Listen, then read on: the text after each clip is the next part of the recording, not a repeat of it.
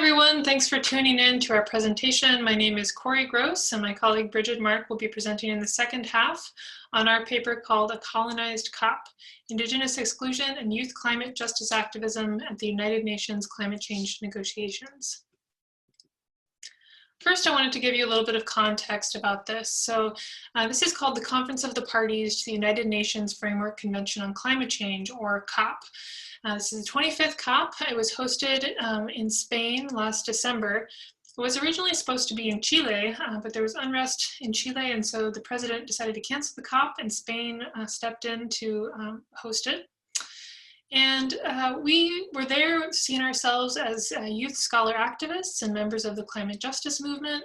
We wanted to gauge the current state of play of the movement, particularly in a context of increased media coverage of protests with things like climate strike. We were also interested in youth perspectives on colonization, gender, and movement building. Now, the COP is not a very great space for civil society. There are a lot of restrictions and constraints. For example, protesters have to submit their actions to the UN ahead of time and have to get those actions approved. And then if they deviate at all from their proposal, they can be threatened with debadging, which is where the United Nations takes away the badge of the observer or the person in the COP, and they can't re-enter the negotiations either for that COP and sometimes for future COPs as well. And so it's not very open place for expression. We conducted in-depth interviews with 22 youth activists. Their ages were 19 to 30 years old, and this all happened during the second week of the negotiations, which is when protests typically happen, or more protests. We also engaged in participant observation. So we identified a number of ways in which the COP is colonized. By colonized, we mean that its characteristics support power structures that further colonial repression of Indigenous peoples. So we have three ways in which this happens: space, policies, and organizing. First of all, the colonized nature of the space limits meaningful engagement of Indigenous people in the policymaking, the learning, and the organizing that happens. The colonized nature of the policies means that decolonization, which would be returning land to Native people, and climate justice, both these things are not really taken seriously. The policies that come out of COP further market-oriented approaches to addressing climate crisis and do not protect Indigenous people. Third, the organizing is also colonized because different activists are treated in different ways, and in general, Indigenous folks and inclusive practices need to be centered and implemented more widely. So I'll share a few examples. So the very fact that the location of this COP switched from Chile to Spain, many of our interviewees found this to be ironic because it basically went to the colonizer of the original host. This also meant that it was much easier access for Europeans. It was the third of 4 COPs in a row to be hosted in Europe. And the physical space of the conference itself was also not conducive to imagining climate justice. It was this huge convention center. It was very sterile, had cement floors with poor quality carpet, very uncomfortable.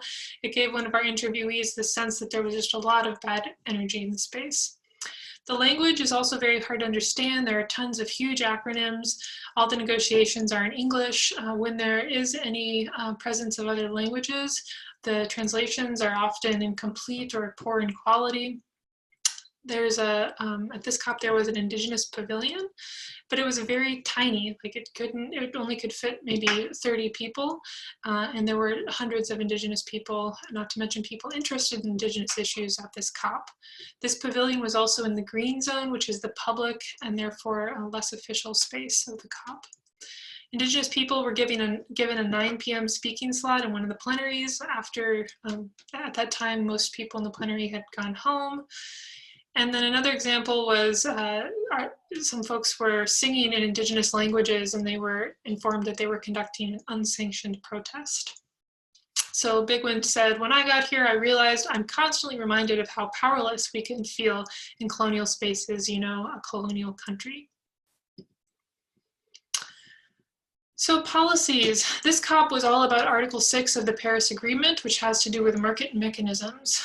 Market-based solutions that commodify the environment harm Indigenous communities, and they fail to address the root causes of climate change.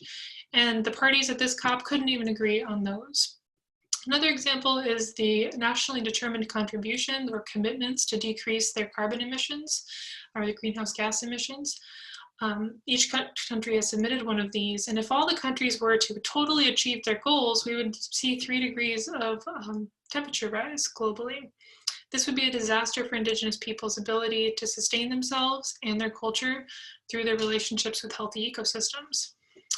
So Julianne, our interviewee, she said, your commitments to patriarchy, capitalism, militarism, colonialism, racism, and ecocide are the only ones you have made and which you support with real finance. So there's really this image from the youth constituency's WhatsApp group shows how detailed the Paris Agreement was, which was agreed upon at COP21, and how there were, like, basically nothing was agreed upon at COP25, this very poorly drawn horse.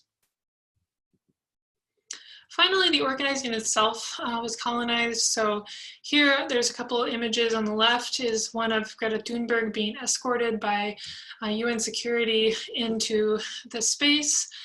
This was a sharp contrast to an action that took place a couple days later that was mostly organized by Indigenous people, people from the Global South, and women. And the protest itself was about Indigenous rights. This protest was met by UN security, who formed a blockade, physically harassed, removed, and blocked protesters from re-entering. They were put outside, as you can see on the picture on the right.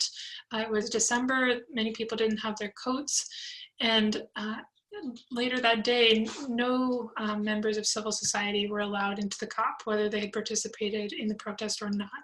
This was part of an ongoing pattern throughout the week. We heard stories of Indigenous people not being allowed entry, even if they had badges.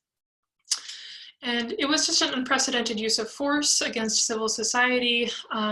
We should say this, the part of the action was unsanctioned, but the UN has never done something like this before, and they even involved Spanish police on the outside.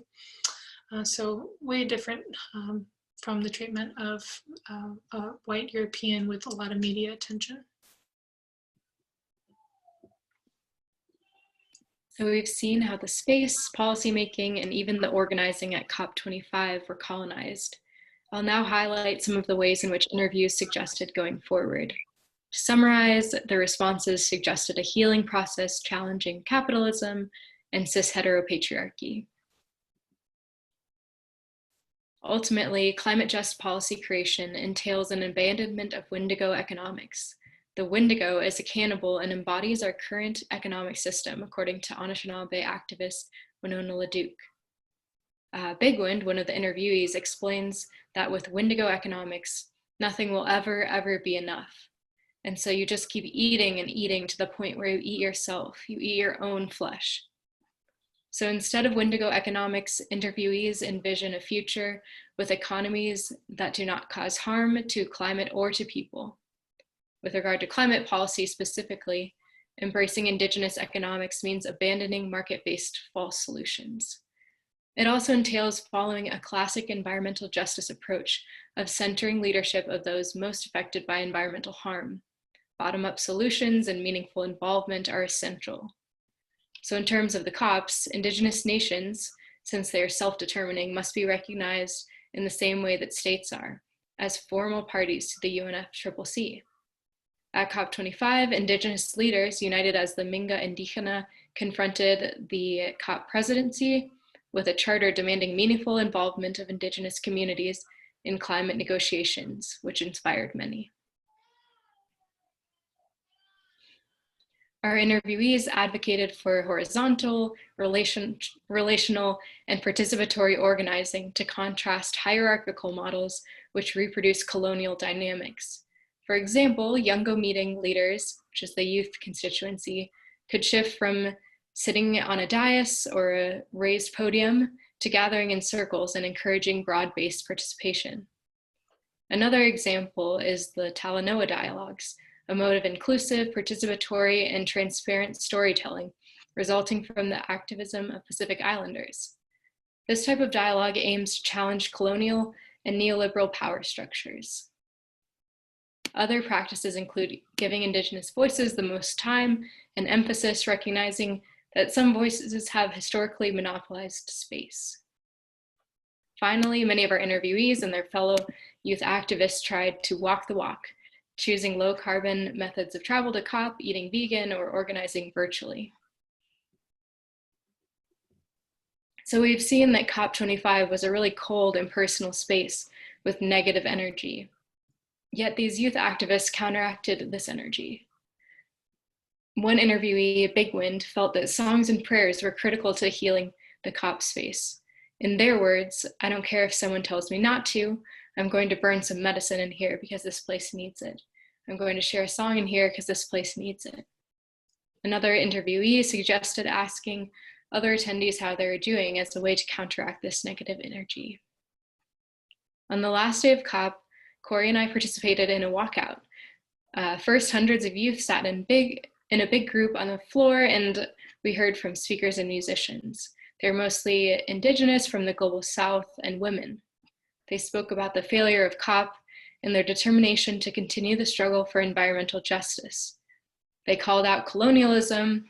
In the words of one Indigenous woman from New Zealand, "These same nations who are refusing to uphold our Indigenous and human rights are negotiating right now so that they can protect their right to colonize, so that they can protect their right to pollute."